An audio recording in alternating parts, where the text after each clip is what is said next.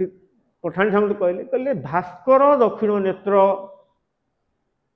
भास्कर कहले सूर्य सूर्य होती महाप्रभुंर डाहाण नेत्र जो कालिया कालिया आखि जोड़ा देखुचे डाहाण आखिटा होती सूर्य बाम नेत्र विधुकम विधुकम कहले चंद्र मंगल नासिका क्षेत्र जो नाक उपरटा जो कुज मंगल कुज तेणु से नाकटा होती महाप्रभुंर नासिकाटा मंगल बुध अधर बुध होती तीन कोणिया त्रिभुजाकार अधरटा देखुना तीन कोणिया ना नहीं बृहस्पति तिलक बृहस्पति जो मुंडे जो चिता अच्छी सुवर्ण चिता जो रत्न चिता बोली आम जहाँ कहे सी बृहस्पति प्रतीक देहरे जिते धड़ा अंश अच्छी सी हूँ शुक्र।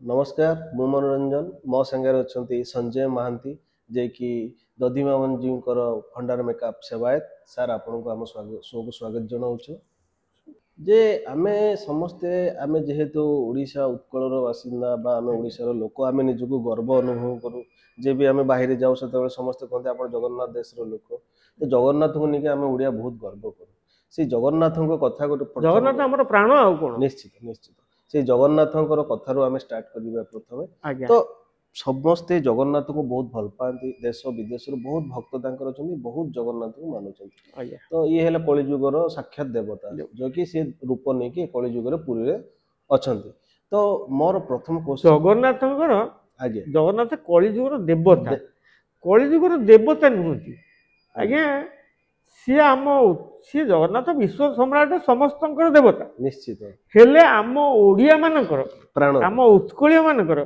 सी बाप माँ भाई बंधु मुरबी जहाँ आपण ग्रहण बाबू करेंगे महाप्रभु से सी आम घर जमी आम जेजेबापा बापा आमर मुरबी सेमती प्रत्येक ओडिया घरे मुरबी होती जगन्नाथ जगन्नाथ तो समस्ते जानी जगन्नाथ को ग्रह रूपी जनार्दन बोली कहुए ग्रह रूपी ग्रह रूपी कौन ग्रह रूपी जनार्दन बोली कहुए आम दर्शक मैंने जाना चाहते आपन टिके ता ऊपर हमको जणांतु ग्रह रूपी जनार्दन आज्ञा ग्रह रूपी जनार्दन जगन्नाथ को प्रकृति में जगन्नाथ होती ग्रह रूपी जनार्दन ग्रह कहले आम क्या बुझा ना रवि चंद्र मंगल बुध बृहस्पति शुक्र शनि राहु केतु ये नवग्रह आहरी बहुत ग्रह अच्छा हेले साधारणतः समस्ते जानती यही 9 जन होती नवग्रह आज्ञा ये ग्रह माने गोटे गोटे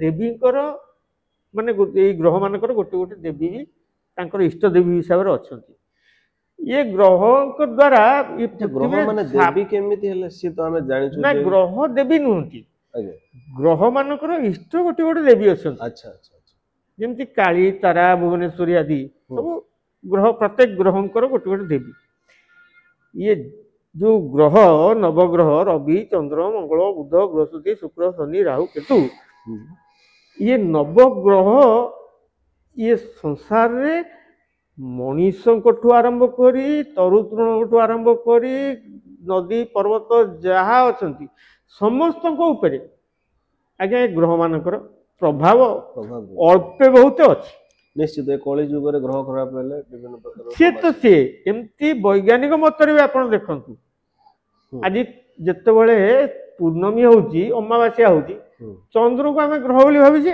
निश्चित से चंद्र को ग्रहर प्रभाव रु आपणकर होची कौन ना समुद्र जुआर भट्टा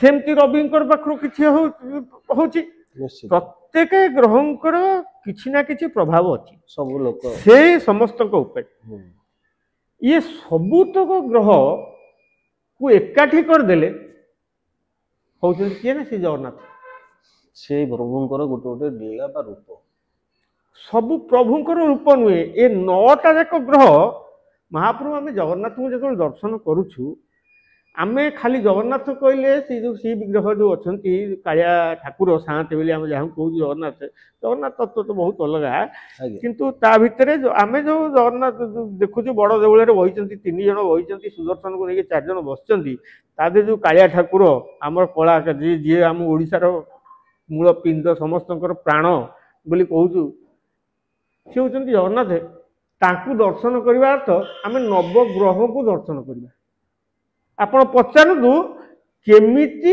ଆମେ ନବଗ୍ରହକୁ ତାଙ୍କ ଦେହରେ ଦର୍ଶନ କରିବା।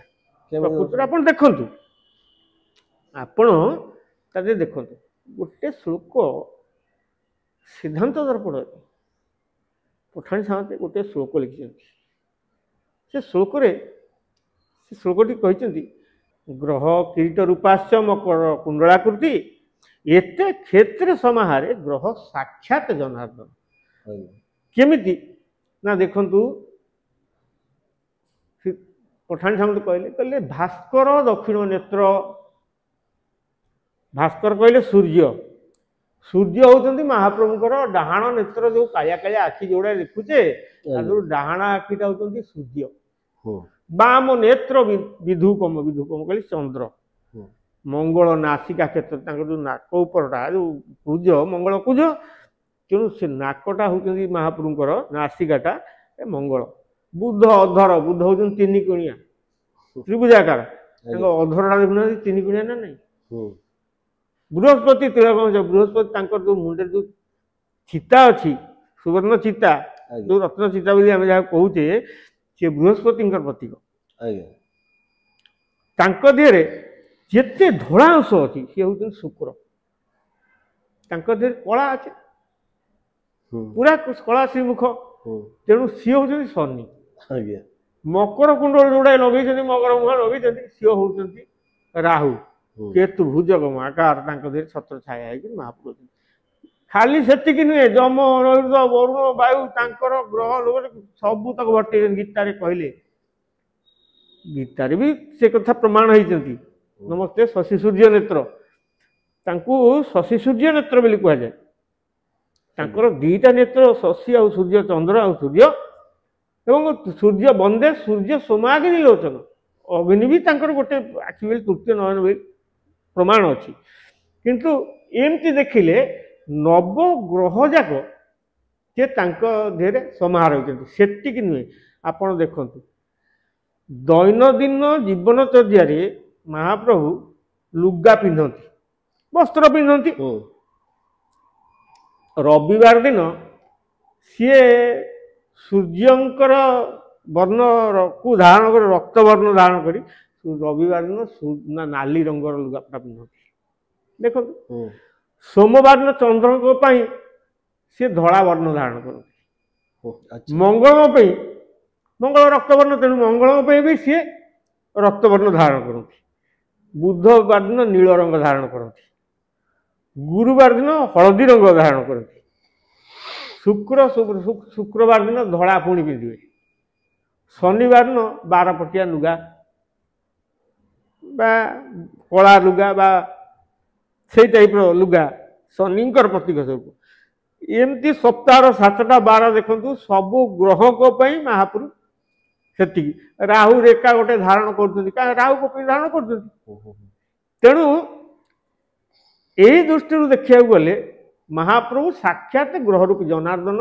ଜଗନ୍ନାଥଙ୍କୁ ଦର୍ଶନ କରିବା ଅର୍ଥ ନବଗ୍ରହଙ୍କୁ ଦର୍ଶନ କରିକି ଜଗନ୍ନାଥଙ୍କୁ ହାତ ଯୋଡ଼ି ପ୍ରଣାମ କଲେ ଆପଣ ନବଗ୍ରହ ତାକୁ ପ୍ରାପ୍ତ ହେବେ। କେମିତି ନା, ଆପଣ ଗୋଟି ଗୋଟି କରି ଦେବତା ବଡ଼ ଦେଉଳରେ ବୁଲି ବୁଲିକରି ଯେତେ ଦେବତାଙ୍କୁ ମୁଣ୍ଡିଆ ମାରିବେ, ଇଏ କେହି ସେ ମୁଣ୍ଡିଆକୁ ଗ୍ରହଣ କରିବେନି। କାହିଁକି ନା, ଗୋଟେ ଶ୍ଲୋକ ଅଛି ଆମର, ଯେ ଆକାଶ ପତିତ ତ୍ୱୟଂ ଯଥା ଗଚ୍ଛତି ସାଗର ସର୍ବଦେବ ନମସ୍କାର କେଶବଂ ପ୍ରତିଗଚ୍ଛତି। ଆମେ ଯାହାଙ୍କୁ ପ୍ରଣାମ କରିବା, ଯାହାଙ୍କୁ ମନନ କରିବା, ଯାହାଙ୍କୁ ଭକ୍ତି କରିବା, ଶେଷରେ ପ୍ରଣାମ କରିବା ତାଙ୍କ ପାଦରେ, କିନ୍ତୁ ପ୍ରଣାମକୁ କେହି ଗ୍ରହଣ କରିବାକୁ ନାହାନ୍ତି। ସମସ୍ତେ ସମସ୍ତଙ୍କ ମାଧ୍ୟମରେ ସେ ଯେମିତି ଯିଏ ଯାହା କରିକିରି ସିଏ ସେ ଗୋଟିଏ ଜାଗାକୁ ପଠେଇଦେବେ। କାହିଁକି ନା, ଜଣେ ହେଉଛନ୍ତି ପୁରୁଷୋତ୍ତମ। ଆଉ ଏମାନେ ସମସ୍ତେ ତାଙ୍କର ପାଖରେ ଦାସ ଦାସୀ ପରିବାର ଆଦି ସମସ୍ତେ ପୂର୍ଣ୍ଣ ହେଇକି ଅଛନ୍ତି।